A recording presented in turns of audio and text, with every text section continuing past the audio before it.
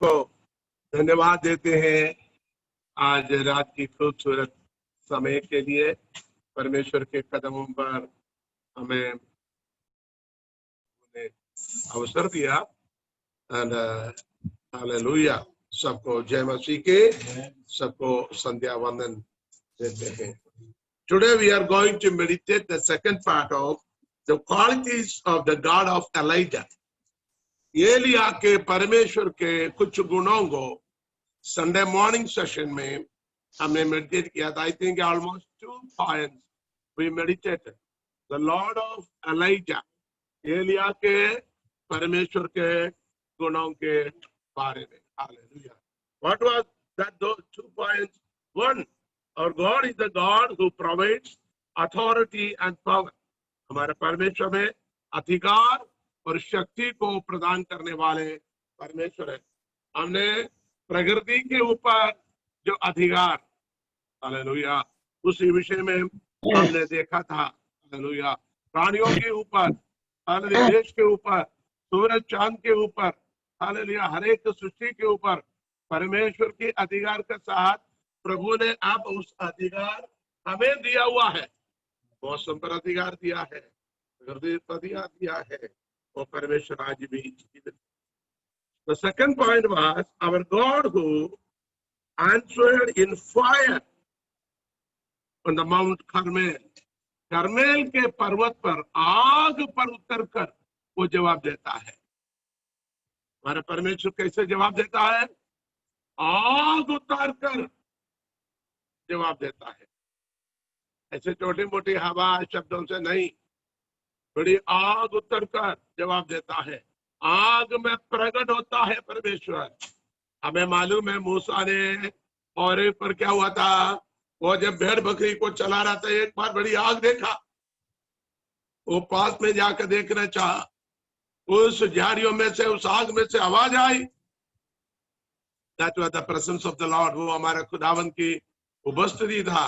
वो तेजोमय परमेश्वर, हालेलुया, ओ तेजोमय परमेश्वर, हालेलुया, उसको हम महिमा करते हैं। और पेंटेकोस्ट के रोज उसी आग हमारे अंदर, हमारे जीवन में, हमारे ऊपर परमेश्वर ने उतारा ताकि हम उस आत्मा से भरपूर होकर जीवन में आगे बढ़े। आज हमें सीखना है the तीसरी point, He is the God who strengthens us. हमें शक्ति प्रदान करने वाला परमेश्वर है। हालेलुया। हमारा परमेश्वर हमें क्या प्रदान करने वाला? शक्ति।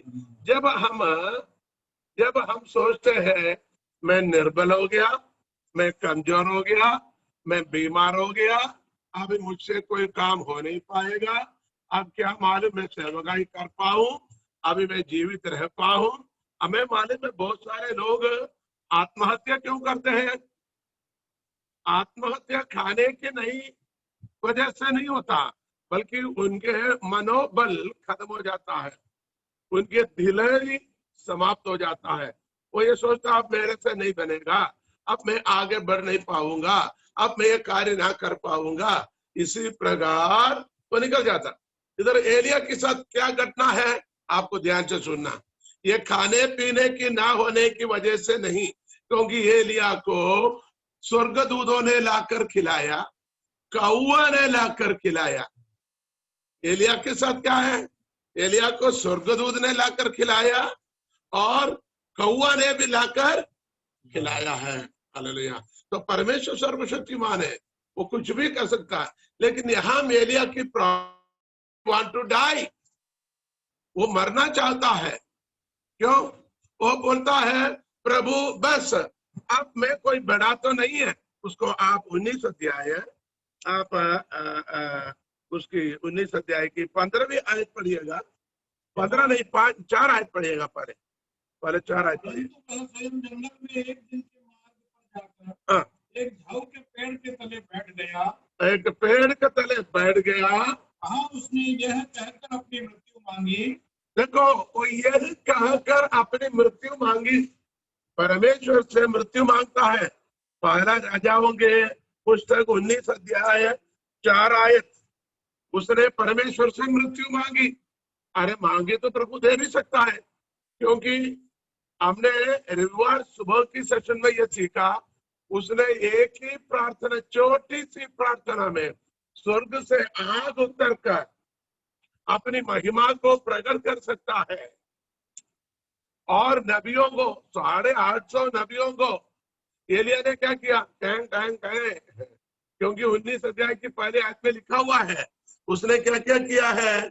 इजबेल के सब काम विस्तार, इजबेल को, तब आहाब ने इजबेल को एलिया के सब काम विस्तार से बताए कि उसने सब नबियों को तलवार से किस प्रकार मार डाला।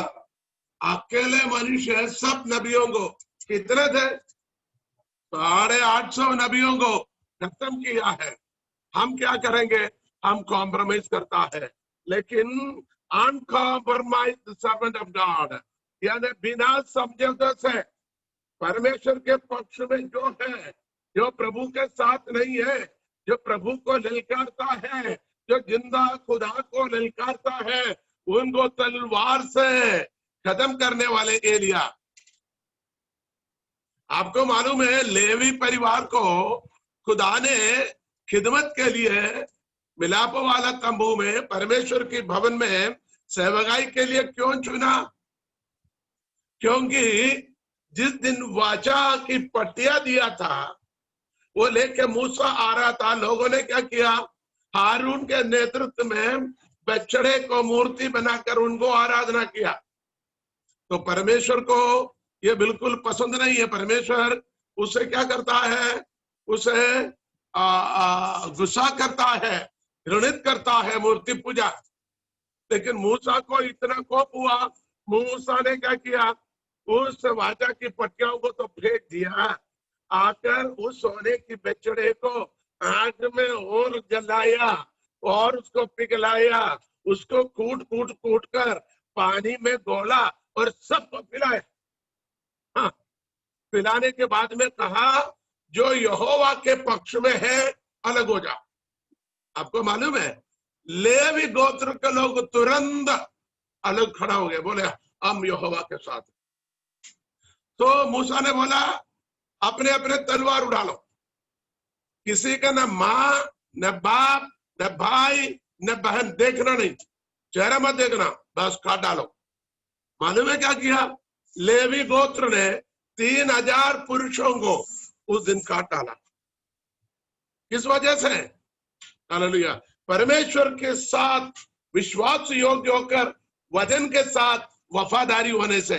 कितने लोग इस वचन को सुन रहे? ध्यान से सुनिएगा।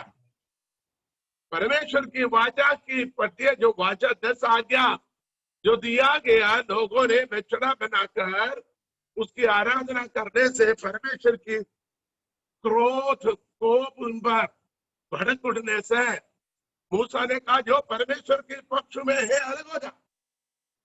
12 गोत्र थे, आपको मालूम, 12 कबीले। सिर्फ लेवी के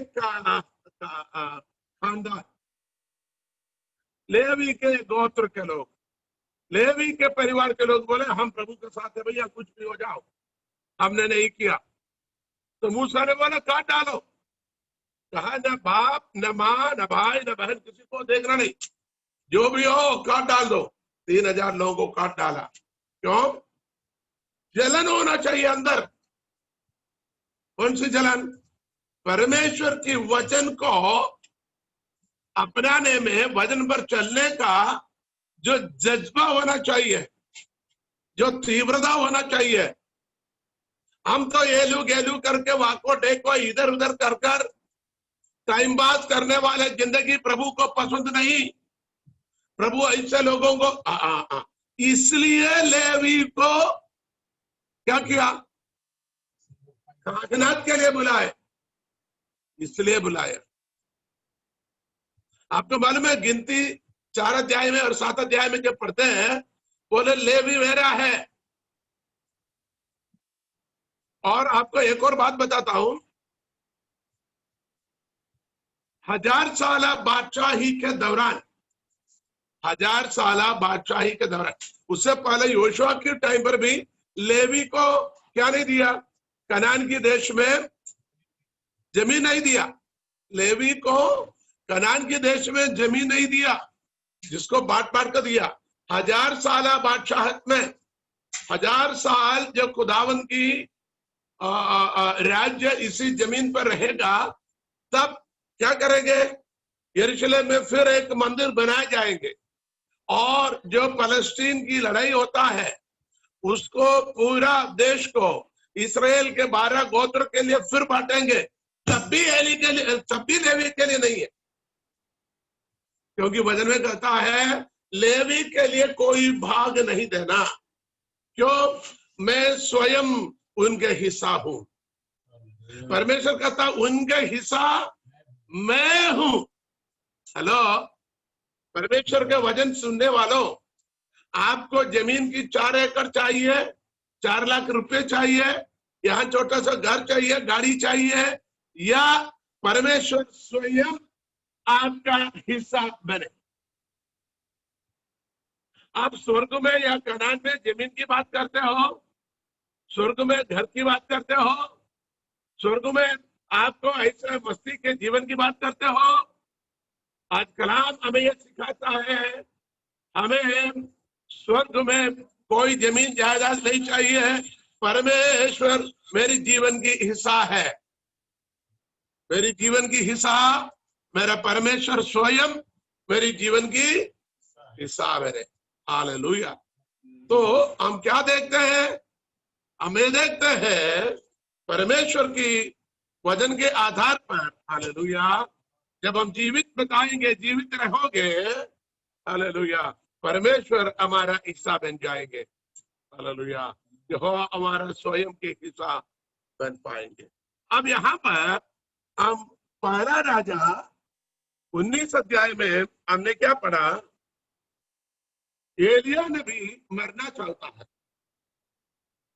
क्योंकि इजबेल ने धमकी दिया, तूने मेरे लोगों को क्या किया? तूने काट डाला, मेरे नबियों को तुमने काट डाला, इसलिए जैसे तूने उनके साथ किया मैं तेरे साथ भी। दूसरे आयत में तब इजबेल ने एलिया के पास एक दूत के द्वारा कहला भेजा, यदि मैं कल इसी समय तक तेरा प्राण उसका सा ना कर डालूं, तो देवता मेरे साथ वैसा ही वर्ण उससे भी अधिक करे। इसका मतलब मैं एक दिन के अंदर, कल ऐसे समय के पहले तेरा भी गला काट डालूंगा। कौन बात कर रहे हैं? अरे भैया, राजा और रानी, राज्य की आज्ञा है, वो जरूर कर डालेगी अपनी सेनाओं को भेजकर। देखिए एलिया यहाँ घबरा गए। एलिया घबरा कर एक दिन के दूरी पर जाकर तो वृक्ष के नीचे क्या हो गया? बैठ गया। वहां उसने यह कहकर अपनी मृत्यु मांगी, प्रभु से मृत्यु मांग रहे। देखिए क्या मृत्यु मांगा पड़ी है? हे यहोवा, बस है, बस है, बस हो गया। अब मेरा प्राण ले ले, अब मेरे प्राण ले ले, क्योंकि मैं अपने पुरखाओं से अच्छा नहीं हूँ। मैं अपने पुरखाओं, अपनी बाप दादाओं, अपने प्राचीनों से ज्यादा बड़ा तो नहीं है। वह झाऊ के पेड़ तले लेटकर सो गया, वो उस पेड़ के तले लेटकर सो गया। देखिए देखिए, आप मेरी बात को ध्यान से सुनिएगा।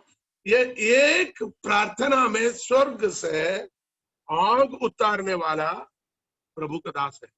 उसकी एक ही प्रार्थना में उसको क्या मिल सकता है? मृत्यु भी मिल सकता है, क्योंकि उसने बोला प्रभु मैं अपने पुरखाओं से बड़ा तो नहीं, हो गया, बस बस मैं मरना चाहता हूँ, मुझे मार दे। मैं उस राज्य के हाथों से या उस राज्य के लोगों के हाथों से मैं मरना नहीं चाहता हूँ, आप मेरे प्राण को ले ले। यदि इजबेल राज्य मुझे मारेगा तो आपके नाम की बदनामी होगा, क्योंकि परमेश्वर के दास को क्या किया? किसी राज्य ने मार दिया। तो वो ये चाहता था मैं राज्य के हाथों से ना मरूं, बल्कि मैं परमेश्वर स्वयं मेरी प्राण को ले तो अच्छी बात है। उसने सो गया। मैं ऐसे सोचता हूं, वो पाव लंबा किया, हाथ सीधे रखा, आंख को बंद किया, मुंह को बंद किया और एकदम बिल्कुल अटेंशन में लेट गया, सांस रोककर ऐसे लेट गया। ऐसे क्यों किया? भैया, जब तू आड़ा टेढ़ा कहीं सोएगा तेरा पांव घुटना तब टेढ़ा होगा, तेरा मुंह खुला होगा, आंख खुला होगा, हाथ ऐसा ऐसा होगा, तो कैसे तुझे गाड़ेंगे? बेटी संदूक के अंदर नहीं आएगा ना, क्योंकि वहां कोई नहीं है, अकेला है। शायद उसने बिल्कुल हाथ पैर लंबा किया, आंख बंद किया, मुंह बंद किया, सांस रोकर ऐसे ऐसे लेट गया। अब आपको आगे देखना क्या हुआ, क्या मालूम है? 5 आयत में वह झाऊ के पेड़ तले लेटकर सो गया, और देखो एक दूत ने उसे छूकर कहा, उठकर खा ले, उठकर खा। उसने दृष्टि करके क्या देखा कि मेरे सिरहाने पत्थरों पर पकी हुई एक रोटी और एक सुराही पानी रखा है। तब उसने खाया और पिया। देखो वो सो गया, लेट गया, सो गया। जिसको ऐसा लग रहा है मेरा मृत्यु हो गया, क्योंकि सोने वाले को क्या पता दाएं सो रहे बाएं सो रहे, पाँव सीधा है क्या, आड़ा है क्या पता। वो एकदम सो गया तो शायद उसने ऐसे सोचा होगा मैं मर गया, लेकिन नींद में स्वर्गदूत ने आके उसको छूकर कहा, उठ खा ले। उठकर उसको खिलाया। हमारा परमेश्वर देखो मरने वाले को भी भूखे मरने नहीं देता।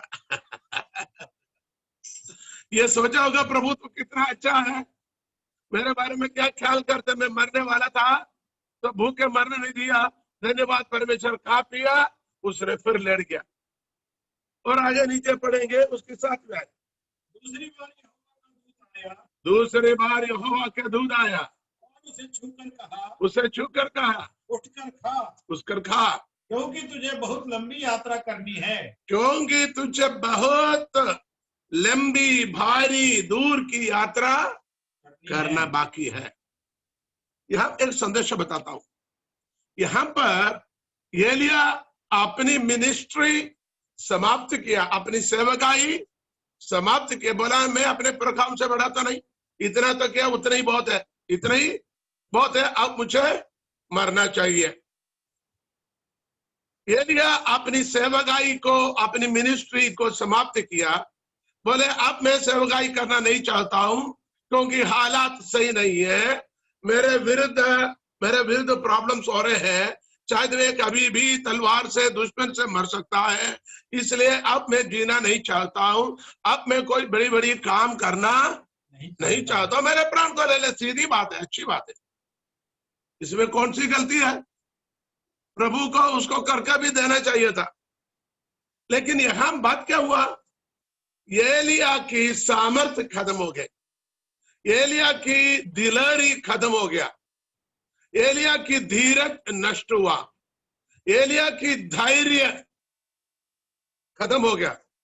वो एक औरत से, हाँ भली और रानी है, एक स्त्री से डरने लगे, वो मृत्यु से डर। एलिया की जो कहानियों को पीछे देखेंगे, बड़े बड़े कार्य किया हुआ है, लेकिन अब उसको क्या आ गया, अब उसको सब कुछ खत्म, उसके अंदर की ताकतें खत्म हो गया, निर्बल हो गया, कमजोर हो गया। लेकिन हमारा परमेश्वर निर्बल होने वालों को, कमजोर होने वालों को छोड़ने वाला परमेश्वर नहीं।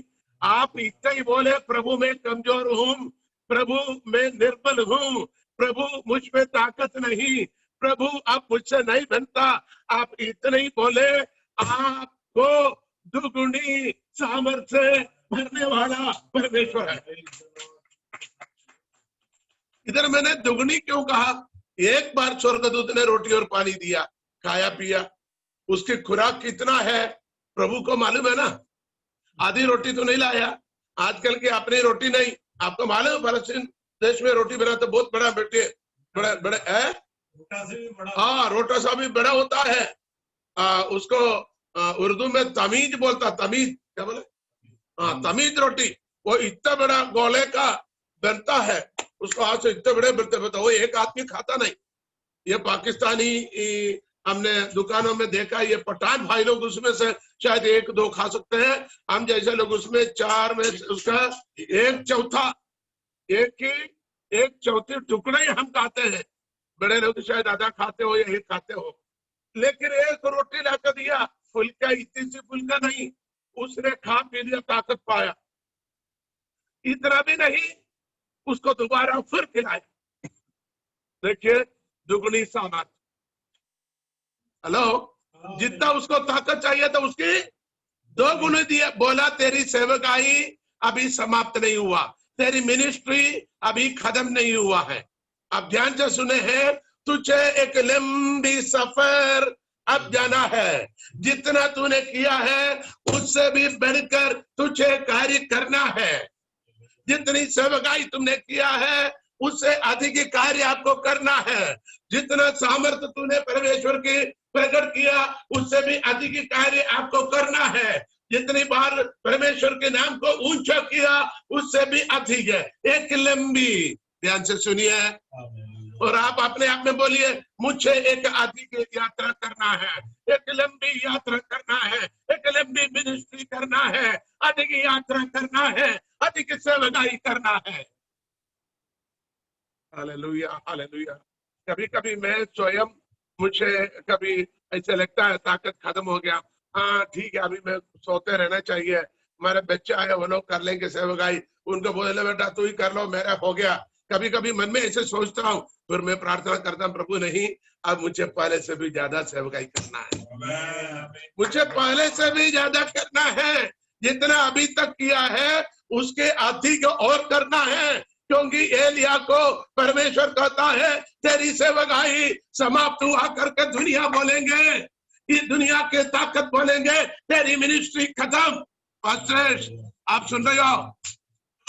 इस दुनिया के लोग बोलेंगे तेरी सेवकाई खत्म, तेरी मिनिस्ट्री खत्म, तेरी ताकत खत्म, तेरी कलीसिया खत्म, तेरी आराधना खत्म, तेरी प्रचार खत्म। ये दुनिया भले आपके खिलाफ उंगली उठा सकते हैं, लेकिन जिन्होंने मुझे बुलाया वो मुझे दुगनी सामर्थ देकर कहता है तुझे अभी लंबी यात्रा करना है, एक लंबी यात्रा करना है। देखिए ये एलिया उस खाने की बल से उसने क्या किया मालूम है? 40 दिन और 40 रात, पढ़िए उसकी 8वीं आयत पढ़िए। तब उसने उठकर खाया पिया हाँ, और उसी भोजन से बल पाकर, उसी भोजन से बल पाकर 40 दिन रात चलते चलते 40 दिन और 40 रात चलते चलते परमेश्वर के पर्वत होरेब को पहुंचा। होरेब परमेश्वर का पर्वत, the mount of the Lord, the mountain of the Lord. Horeb तक पहुंचा। कैसे? रास्ते में सुबह दोपहर शाम को रात को खाया नहीं, 4 बार खाया नहीं, जो खाना था पहले खिलाया। आप ध्यान से सुनिएगा, जो अब आगे चलना नहीं चाहता, ताकत नहीं था, मरना चाहता था, वो अब 40 दिन क्या किया? 40 दिन में आधा घंटा 1 घंटा नहीं, दिन रात परमेश्वर के वचन में कोई चढ़ा बढ़ा कर नहीं, बिल्कुल सही लिखा हुआ है। दिन रात बिना रुके, मैं ऐसे कहता हूं बिना रुके, क्योंकि दिन में भी चला रात में भी चला। सब कुछ अनुकूल हो तब भी किया, प्रतिकूल हो तब भी किया, रोशनी में भी किया, अंधकार में भी किया, दिन में भी चला रात को भी चला, खुशी में भी किया, दुख में भी किया, आनंद में भी किया और परेशानी मायूसी में भी किया है। किसको समझ आ रहे? कितने लोगों को समझ आ रहे? हाथ उठा कर प्रभु की महिमा करे, हालेलुया।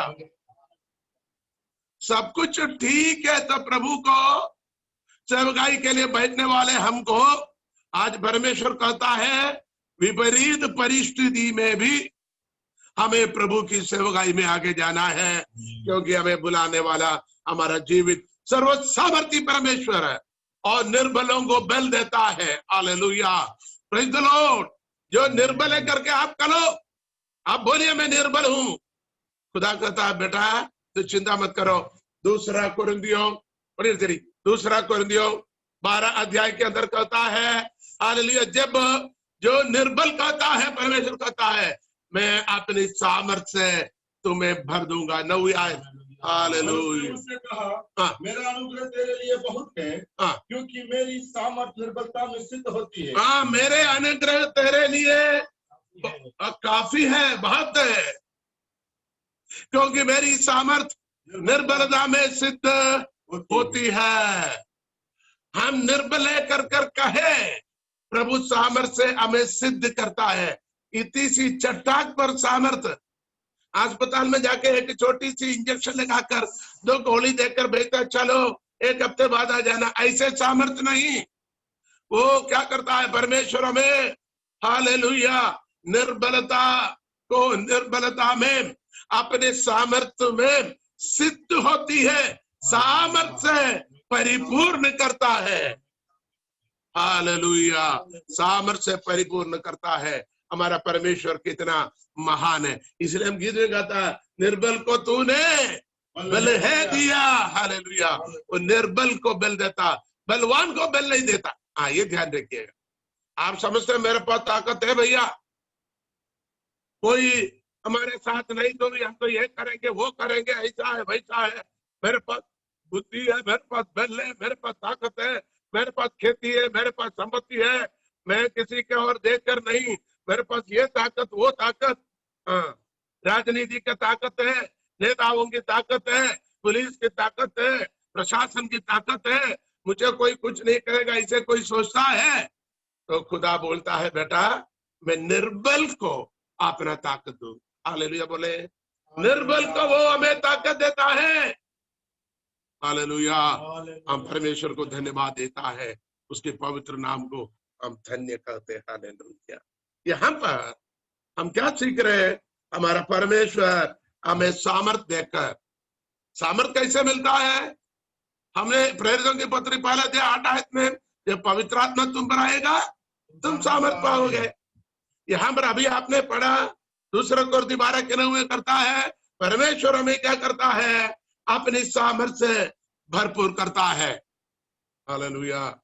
जहां आप कमजोर होता है, जहां आप निर्बल होता है, परमेश्वर आपको सामर्थ से मामूर करता है। सामर्थ काय के लिए? हेलो, मुझे देखिए, सामर्थ किस लिए? किसी के ऊपर लड़ने के लिए, किसी के खिलाफ भले बुरे बोलने के लिए। सामर्थ किस लिए? सामर्थ परमेश्वर की महिमा प्रकट करने के लिए, परमेश्वर की सेवकाई के लिए, परमेश्वर के वचन को लेकर जाने के लिए, परमेश्वर की महिमा प्रकट करने के लिए, उसकी संदेशों को दूसरों को तक लेकर जाने के लिए हमें सामर्थ की जरूरत है।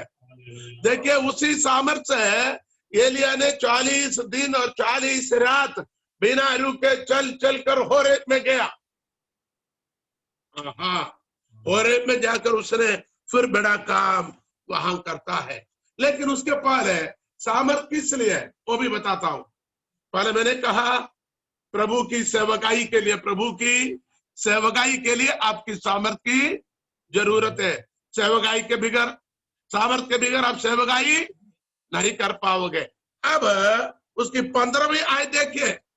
Hallelujah, hallelujah. उससे कहा, लौट कर दमिश्क के जंगल को जा और वहां पहुंचकर आराम का राजा होने के लिए हजाएल का और इस्राएल का राजा होने को निमशी के पोते येहू का और अपने स्थान पर नबी होने के लिए आबेल महोला के शापात के पुत्र एलीशा का अभिषेक करना। देख देख देख देख, ये खाकर, ये ताकत पाकर, रोटी खाकर, बल पाकर फिर सोने का नहीं, चादर ओढ़कर, बारिश अच्छा है, मौसम अच्छा है, चलो सो जाते हैं, खाने को सब कुछ है, कोई दिक्कत तो नहीं है, चलो सो जाते हैं। नो नो नो, बल्कि आप यहाँ ना बोलता है समाप्त हो गया करके बोलता है।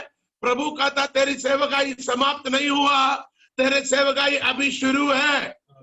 आपको 2 राजाओं को अभिषेक करना है, एक नबी को अभिषेक करना है।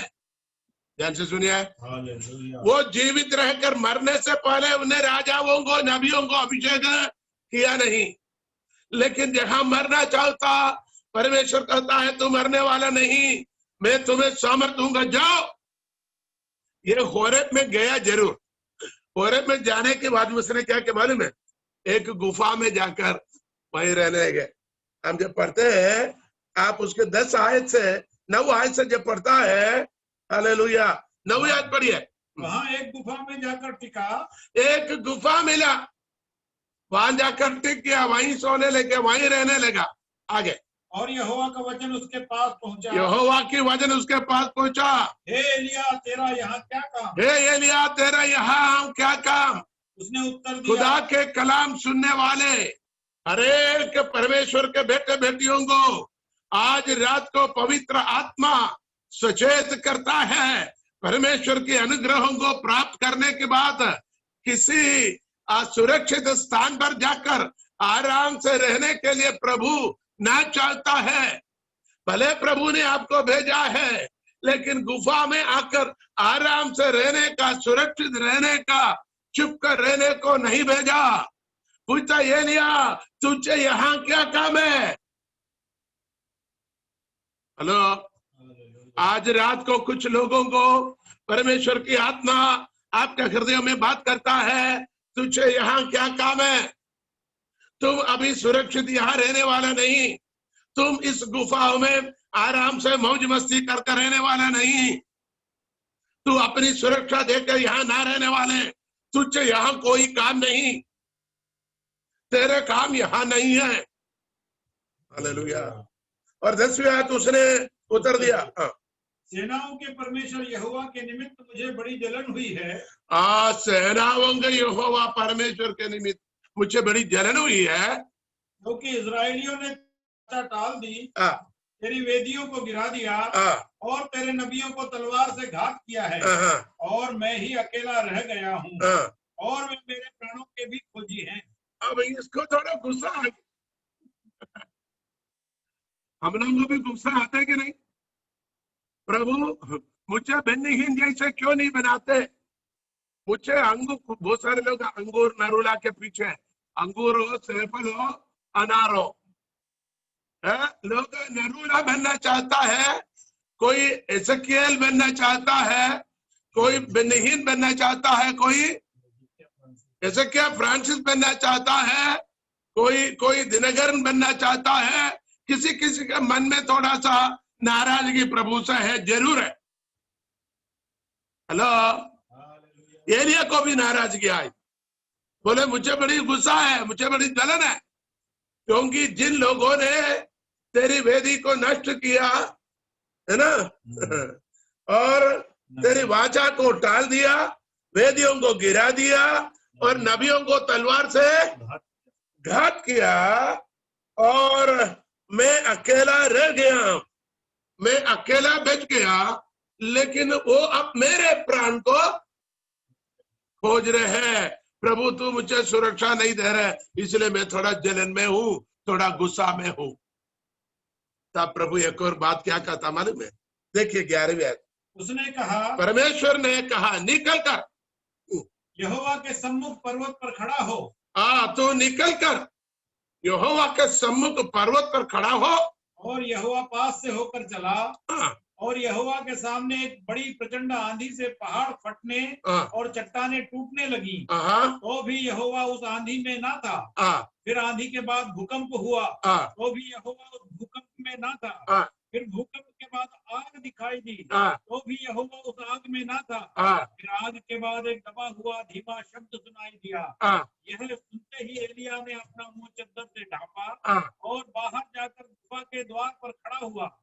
फिर एक शब्द उसे सुनाई दिया, हे एलिया तेरा यहाँ क्या काम? दोबारा पूछता, हे एलिया तेरा यहाँ क्या काम? उसने गुफा के अंदर पूछा था, गुफा में तेरे क्या काम है? पहली बार।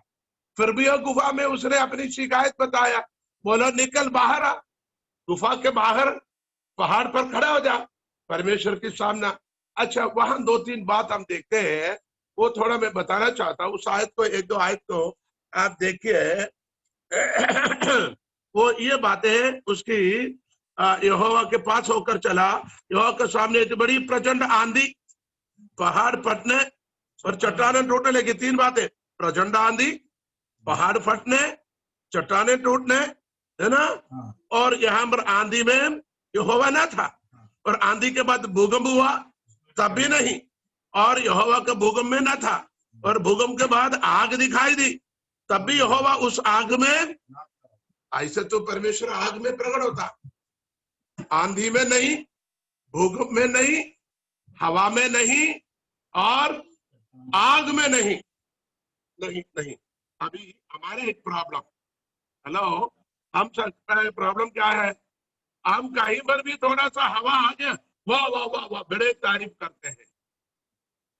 जरा सा कहीं हिल गया, हम इतनी तारीफ करते हैं।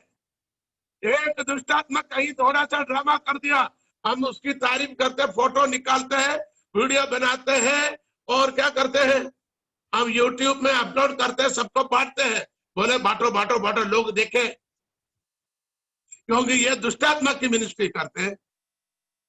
यहां ध्यान से सुने, न आंधी में, न भूकंप में, न हवा में, न जलजले में, न आग में, ये सब कुछ हुआ। उन्हें किसी की वीडियो नहीं बनाया, किसी की तारीफ नहीं किया। आखिरी में क्या हुआ, एक धीमी आवाज, आग के बाद एक धीमी आवाज। लोग आग देखना चाहता है, लोग भूकंप को करना चाहता है, लोग चट्टाने तुड़वाना चाहता है, लोग जलजले करवाना चाहता है, लेकिन खुदावंद उसी में प्रकट नहीं होता। खुदावंद धीमी आवाज में कहता है, एलिया तुझे यहाँ क्या काम है। और 14 आयत, उसने कहा, मुझे सेनाओं के परमेश्वर यहोवा के निमित्त बड़ी जलन हुई। दोबारा कहते, मुझे बड़ी जलन हुई, क्योंकि इस्राएलियों ने तेरी वाचा टाल दी। दोबारा कहता, वाचा टाल दी, और तेरी वेदियों को गिरा दिया है, और तेरी वेदियों को गिरा दिया, और तेरे नबियों को तलवार से घात किया है, और मैंने तलवार से घात किया है, और मैं ही अकेला रह गया हूं। हाँ, मैं ही अकेला रह गया है, और वे मेरे प्राणों के भी खोजी हैं, वो मेरे प्राणों की खोजी है। यहोवा ने उससे कहा, 15वीं आयत, लौट कर दमिश्क के जंगल को जा। तो लौट कर दमिश्क की जंगल को जाओ, वीरान में जाओ। दमिश्क की जंगल में, जंगल में कौन सी सेवकाई? अरे भैया, यूहन्ना बपतिस्मा देने वाले की सेवकाई भी जंगल में था। अब इधर एलिया की सेवकाई के लिए जंगल में भेजता हूं। अब इधर का तू जंगल को जा, और वहां पर 2 लोगों को राजा की अभिषेक करना, और ये को नबी बनाना। ध्यान से सुने, हम बोलेंगे हम जंगल में क्यों, हम शहर में चलते हैं, हम गांव में चलते हैं। जंगल का मतलब यह है जहां कोई फल नहीं है, जहां कोई फायदा नहीं है, जहां कोई सहारा नहीं है, जहां कोई ठिकाना नहीं है। लेकिन वहां जहां कोई उम्मीद नहीं है, वहां पर खुदावंद आपके लिए रास्ता खोलने वाला है। हेलो, जहां आपको कोई उम्मीद नहीं, जहां आत्मा बचने की उम्मीद नहीं, जहां सेवकाई की कोई उम्मीद नहीं, जिस परिवार में, जिस गांव में, जिस समाज में आप सोचते नहीं नहीं नहीं उधर नहीं जाना, उधर से कोई उद्धार नहीं पाएगा, उधर से कोई निकलेगा नहीं।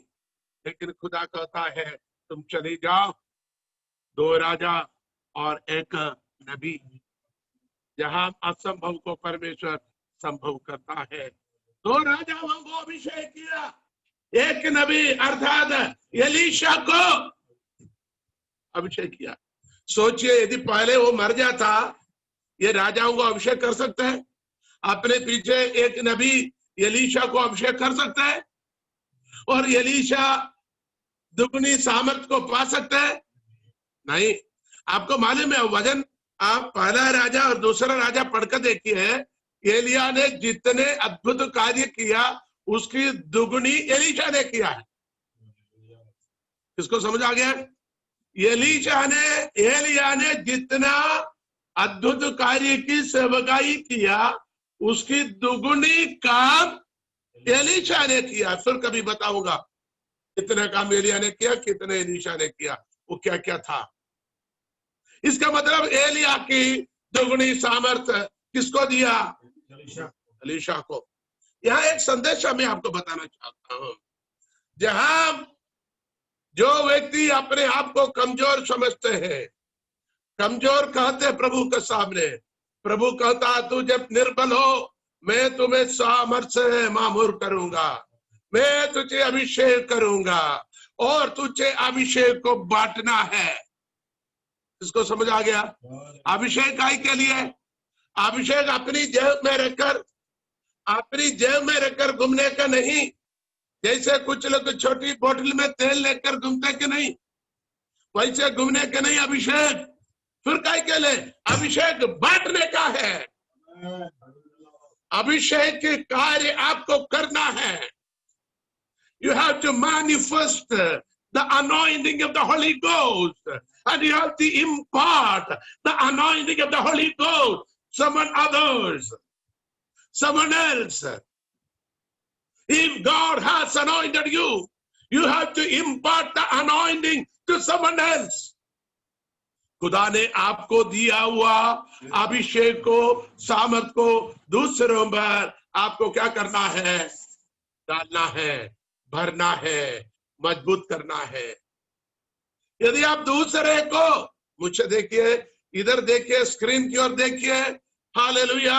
आप परमेश्वर की अभिषेक पाने के बाद दूसरों को यदि आप परमेश्वर के लिए चेले ना बनाते हो, दूसरों को अभिषेक ना करते हो, दूसरों को तैयार ना करते हो, दूसरों चेलों को यीशु की सेवकाई के लिए ना बनाते हो, तुम्हारी सेवकाई पूरा नहीं हुआ, यू आर अधूरा है। The definition of the disciple is those who make someone else as the disciple of Jesus Christ is the disciple.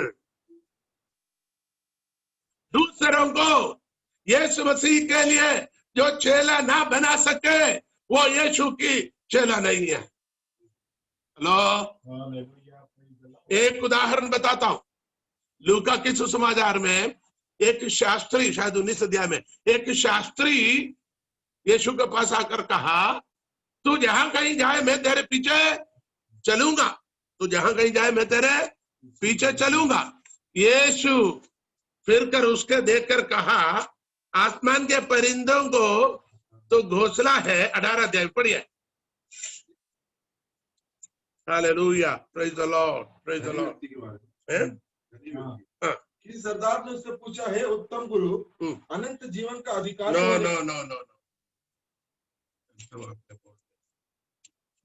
वो कहता है तू जहां कहीं जाएगा मैं तेरे पीछे चलूंगा। तो यीशु ने कहा उसकी 9 अध्याय 57 आयत, लूका के सुसमाचार 9 अध्याय 57 आयत पढ़िए। 9:50। जब वे मार्ग में जा रहे थे तो किसी ने उससे कहा, जहां जहां तू जाएगा मैं तेरे पीछे हो लूंगा। मत्ती के सुसमाचार 8:19 पढ़िए। किसी ने नहीं, बल्कि कौन था? एक साधारण आदमी नहीं था। मत्ती शास्त्री ने पास आकर उससे कहा, शास्त्री थे वो। शास्त्री का मतलब क्या है? शास्त्री का मतलब परमेश्वर की वचन की सबसे जानकारी, यानी एक बहुत बड़ी गुरु, एक बहुत बड़ी उस्ताद, एक बहुत बड़ी आलम, वो शास्त्री जो ज्ञानवान व्यक्ति है, एक पंडित है अपने भाषा में। उन्होंने कहा, हे गुरु, जहां कहीं तू जाएगा मैं तेरे पीछे पीछे हो लूंगा। एक शास्त्री, कुछ शास्त्रियों ने नहीं, कुछ लोगों ने नहीं, एक शास्त्री। मतलब क्या है? वो अकेला है, उसके पीछे कुछ नहीं, और वो अपने आप को क्या कहता है? शास्त्री।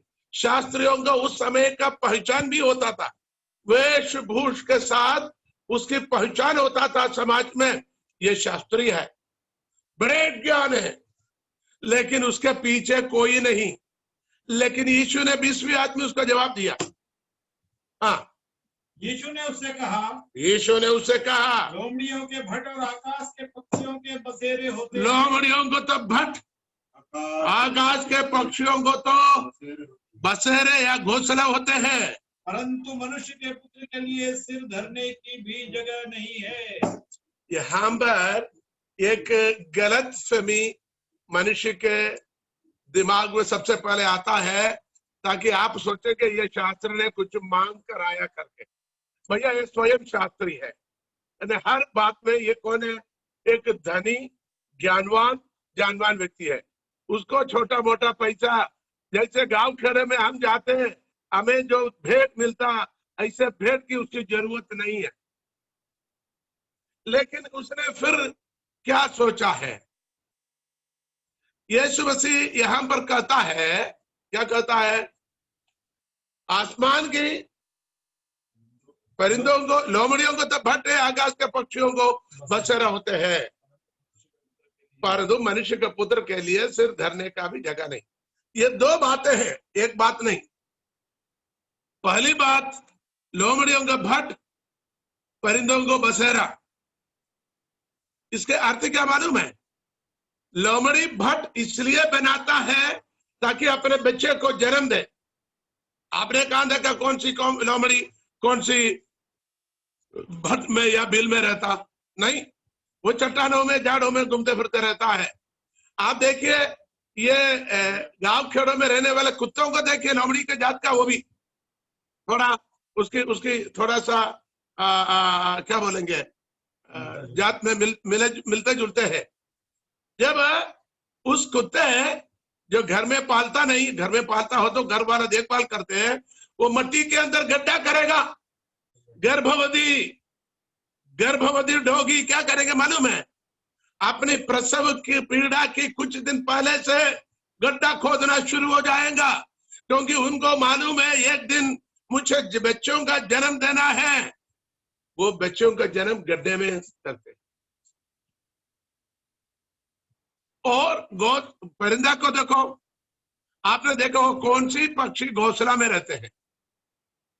वचन कहता है घोंसले को तोड़कर बार बार उड़ना सिखाते हैं। पक्षी घोंसले को तोड़कर अपने बच्चे को बार बार उड़ना सिखाते हैं। इसका मतलब घोंसला बनाकर रहने वाला पक्षी कौन सी है? ये कोई नहीं। फिर घोंसले क्यों बनाते? घोंसले में अंडे डालते हैं और अंडे में से कुछ दिन बाद बच्चे को निकालता है। इसी मतलब से शास्त्री को यीशु ने देखकर कहा, क्या कहा? तू बड़ा शास्त्री है, तू बड़ा ज्ञानवान है, तू बड़ा पंडित है, तू अपने आप को आलम समझते है, लेकिन तेरे पीछे एक बच्चा भी तेरा पीछे नहीं है। एक बिल्ली का बच्चा, बोलते कि नहीं, एक बिल्ली का बच्चा भी, ताकि मीन्स इसके चेला एक भी नहीं। इसने किसी को क्या नहीं किया? अपने ज्ञान को बांटा नहीं। अपने अंदर मिला हुआ ज्ञान को किसी में बांटकर किसी को और शास्त्री या किसी का और शास्त्री के चेला बना सकता था, लेकिन इसने किया नहीं। इसलिए यीशु ने कहा तू मेरे शिष्य बनने का लायक नहीं। किसको समझ आ गया? ये बहुत बड़ा इन-डेप्थ थियोलॉजी है। हम उतने सोचते हैं यीशु को पीछे जाएगा तो मुझे गाड़ी मिलेगा, खाना मिलेगा, कपड़ा मिलेगा, घोड़ा मिलेगा, घर मिलेगा, मिलेगा, ये मिलेगा।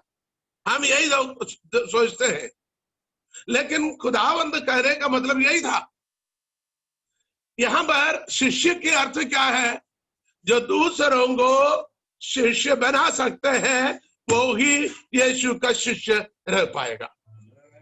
इसलिए एलिया बड़े काम करके मरना चाहता है। यीशु ने बोला तू अभी परफेक्ट डिसाइपल हुआ नहीं, तुझे अभी बुलाने का टाइम हुआ नहीं, तुझे अभी मरने की टाइम हुआ नहीं, बल्कि तुझ में जो अभिषेक है उस अभिषेक एक को नहीं 3 के ऊपर तुझे इम्पार्ट करना है। कितने को समझ आ गए? आज रात को एक संदेश है परमेश्वर में सिखाता है। क्या है? क्या आप विश्वास करते हो प्रभु ने आपको अभिषेक किया है? कितने लोग विश्वास करते हैं खुदा ने मुझे बुलाया, उसने उसका चेला बनाया और उसके अभिषेक मुझ पर है। हालेलुया। परमेश्वर के अभिषेक हमारे ऊपर है। हम यशायाह की प्रवचन पुस्तिका 61 अध्याय में क्या पढ़ते हैं? पढ़िए 61 अध्याय पढ़िए। हालेलुया। यहोवा ने मुझे अभिषेक किया है। प्रभु यहोवा का आत्मा मुझ पर है, प्रभु यहोवा की आत्मा मुझ पर है, क्योंकि यहोवा ने सुसमाचार सुनाने के लिए हाँ। मेरा अभिषेक किया। यहोवा ने मुझे अभिषेक किया। भाई के लिए मैं बड़े पंडित हूं करके घूमने के लिए, मैं बड़े पास्टर हूं करके घूमने के लिए, अपने आप को रेवरेंड कर कर घूमने के लिए, अपने आप को बड़े बिशप होकर घूमने के लिए, बड़े चोगा पहने, बड़े लंबी क्रॉस डाले और अपने बड़े नाम रखकर अपने आप को बड़ा महान बताने के लिए कई के लिए अभिषेक किया। Why God has anointed you? Why God has anointed you with the Holy Ghost? खुदा ने क्यों आपको अभिषेक किया है? भले आपको कोई खादम भी ना बोले, आपको कोई पास्टर भी ना बोले, आपको कोई रेवरेंड बिशप ना बोले, आपको कुछ भी बोले, लेकिन आपको एक बात ध्यान रखना, खुदा ने मुझे अभिषेक किया है, उसकी आत्मा मुझ पर है। God has anointed me. His spirit is upon me. And God has anointed me that I may proclaim the good news to poor. ताकि मैं कंगालों को खुशखबरी सुनाऊं। हेलो, मैं यहोवा ने सुसमाचार सुनाने के लिए, हालेलुया, क्योंकि यहोवा ने सुसमाचार सुनाने के लिए मुझे अभिषेक किया। यहाँ पर एक शब्द मिसिंग है। हालेलुया, हालेलुया, हालेलुया, एक वर्ड वहां मिसिंग हो रहे हैं। Hallelujah, hallelujah, hallelujah, hallelujah, hallelujah. मेरे ख्याल से हम उस आयत को, नया नियम में उस आयत को पढ़ेंगे, नया नियम में उस आयत को पढ़ेंगे। उसकी सेम कोटेशन नया नियम में जाएंगे, वहां लिखा हुआ कंगालों को खुशखबरी सुनाने के लिए लिखा हुआ। देखिए मत्ती 11, मत्ती के सुसमाचार 11 अध्याय। अंधे देखते हैं और लंगड़े चलते फिरते हैं, कोढ़ी शुद्ध किए जाते हैं और बहरे सुनते हैं, मुर्दे जिलाए जाते हैं और कंगालों को सुसमाचार सुनाया जाता है। कंगालों को सुसमाचार सुनाया जाता है। कंगालों को सुसमाचार सुनाया जाता है। हालेलुया। यहाँ कंगाल की शब्द है और इसी 61 अध्याय यशायाह 61 की अंग्रेजी पढ़े, वहां क्लियर लिखा हुआ है, उसके अंग्रेजी में लिखा हुआ है, The sovereign Lord has, the Spirit of the Lord is upon me that I may proclaim the good news to poor. नहीं मिला जल्दी? हालेलुया। 61 की पहली आयत।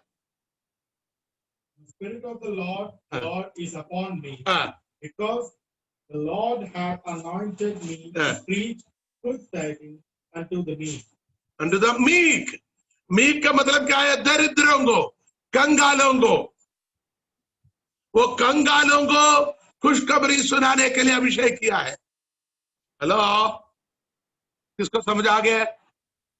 गरीबों को। कंगाल का मतलब, आप ये नहीं समझना कंगाल का मतलब जो खाने का नहीं, पीने का नहीं।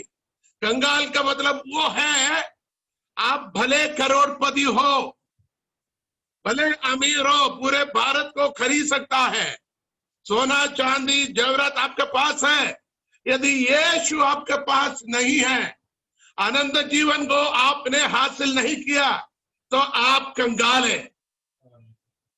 हेलो, किसको समझ आ गया? असली दौलत बहनों, असली दौलत सोना चांदी बैंक बैलेंस जमीन जायदाद नहीं, असली दौलत नजात है, खुदा के उद्धार है, अनंत जीवन है। जिन्होंने यीशु को पाया उसने सब कुछ को पा लिया है। इसलिए कहते कंगालों को खुशखबरी सुनाओ। हालेलुया। इसका मतलब अमीरों को यीशु नहीं चाहिए। अमीर कौन है मालूम है? कौन है अमीर? जिनके पास यीशु है वो अमीर है। हेलो, जिनके पास राजा आदि राजा, जिनके पास सारे दुनिया की दौलत, सारे दुनिया को बनाने वाला, जो जिसके सृजनहारा, जिसके बाप है, वो अमीर है। हालेलुया। इसका मतलब you are the blessed man, we are the blessed one, because the Lord the mighty one is with अस।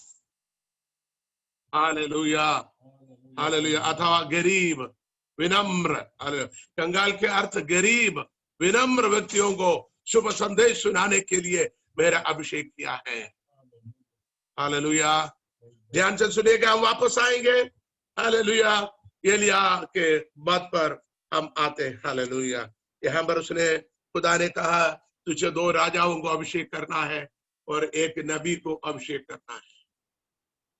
कितने लोगों को समझ आ गया? आज आपको ये बोलना है, खुदा तूने मुझे अभिषेक किया है, मेरी सेवकाई अभी समाप्त हुआ नहीं है, मेरी आत्मिक जीवन अभी खत्म नहीं हुआ, भले मैं कमजोर हूं, मुझ में सामर्थ कम है, मुझे लोग परेशान करते हैं, मुझे धमकियां हैं, लेकिन खुदा उनको कहता है तू चिंता मत कर, क्योंकि मैं तुझे क्या करूंगा? सामर्थ से भरूंगा। तुझे अभिषेक करना है। खुदा जिस अभिषेक हमें देता है, हमें बांटना है। देखो, अभिषेक को जब बांटेगा तब अभिषेक बढ़ेगा। मैंने कुछ दिन पहले एक बात कहा, अनुग्रह आपको चाहिए तो आप दूसरों को अनुग्रह करना।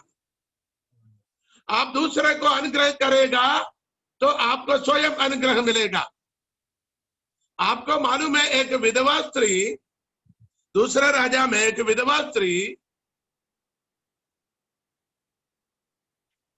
उसके पति की मृत्यु हो गया और उनके बच्चों को साहूकार यानी कर्जदार लोग पकड़ के लेके जा रहा था।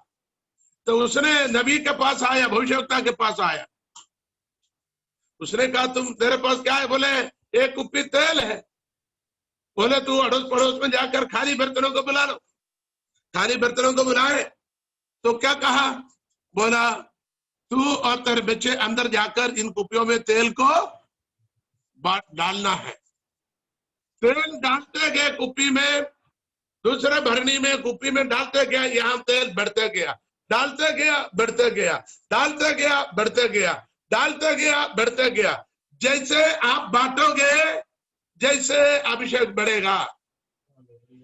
Hello, praise the Lord. जैसे आप बांटते जाओगे, वैसे वहां अभिषेक आपको बढ़ते जाएगा। ये आपके जीवन में आपको समझना जरूरी है। आपको मालूम है, एक जगह पर इसी नबी गया, खाने को रही थे विधवा स्त्री के पास।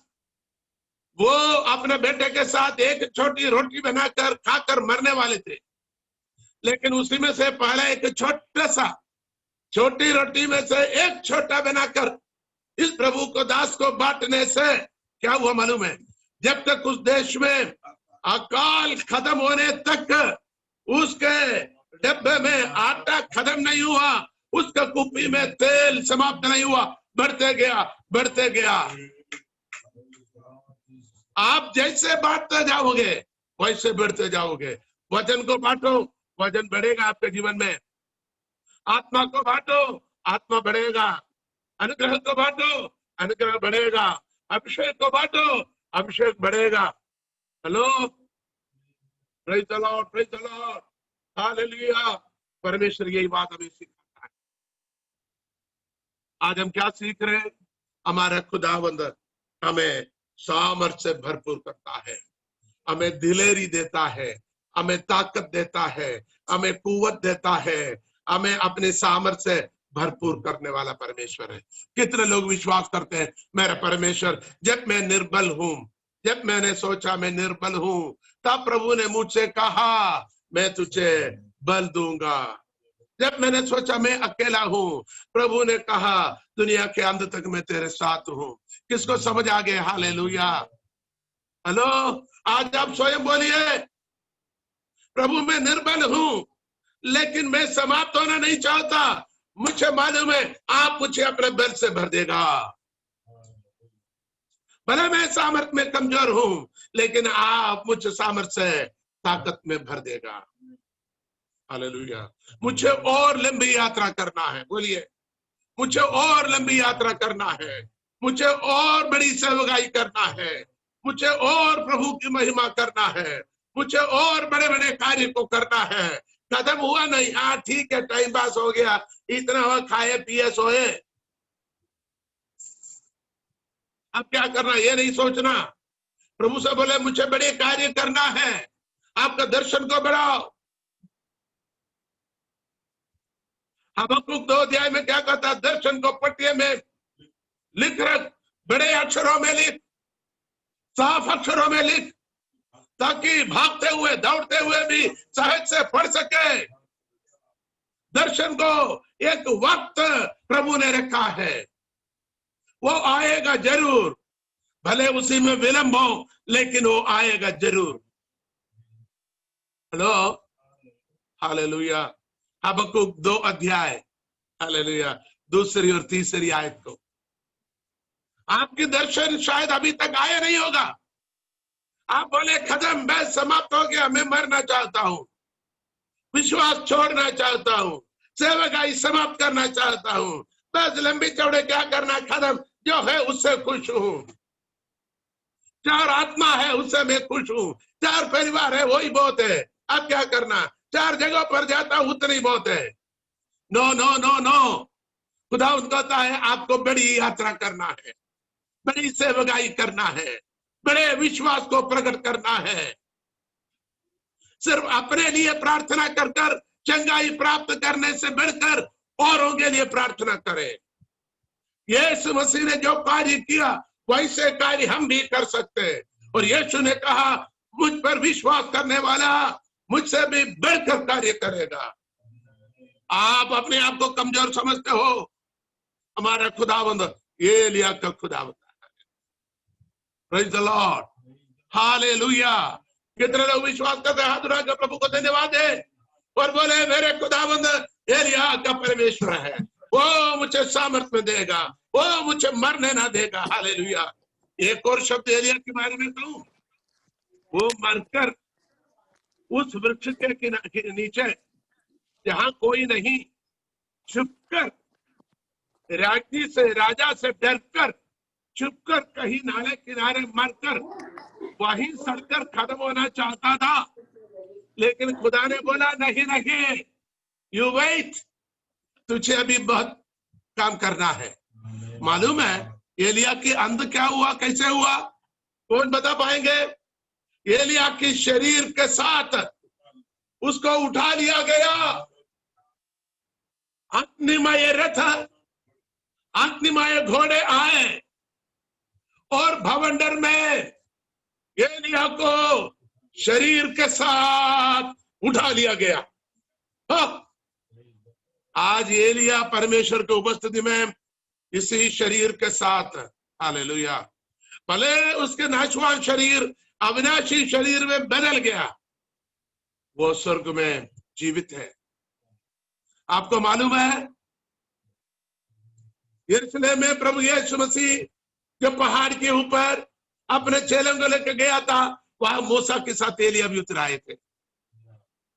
प्रकाशित वाक्य में हम देखते हैं 3.5 वर्ष वो यरूशलेम में नबूवत करेगा, भविष्यवाणी करेगा।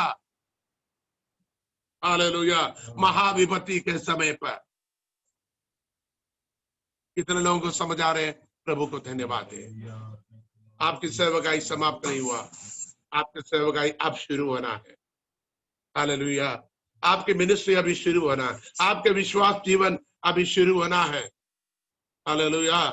आप सोचते होंगे मैं विश्वास में आ गई, मेरी पत्नी आए तो ठीक है, नहीं तो नहीं सही, मेरे माता पिता आ गया तो ठीक है, नहीं तो नहीं सही, वो अपनी जगह पर ठीक है, मेरे पति आ गया तो ठीक है, नहीं तो अपनी जगह पर ठीक है, मेरे बेटे बेटियां विश्वास में नहीं आ गया तो ठीक है, वहीं की सही।